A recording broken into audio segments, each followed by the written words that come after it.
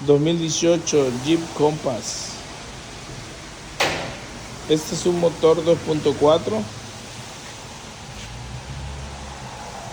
Lo quitamos porque el exhaust manifold estaba haciendo ruido. Es porque los tornillos que van al exhaust estaban rotos. Estaban rotos 1, 2, 3. No, este no. Es 1, 2, 3, 4.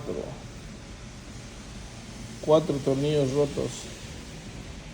No sé, Jeep, qué onda con esta cosa.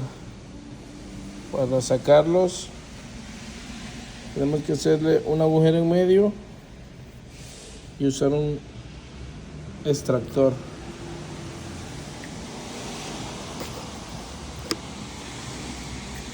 Estamos haciendo los agujeros ya.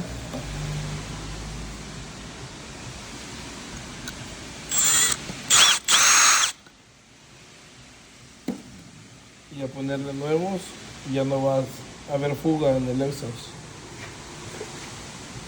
Un poquito complicado salir este motor, pero bueno, hay que darle.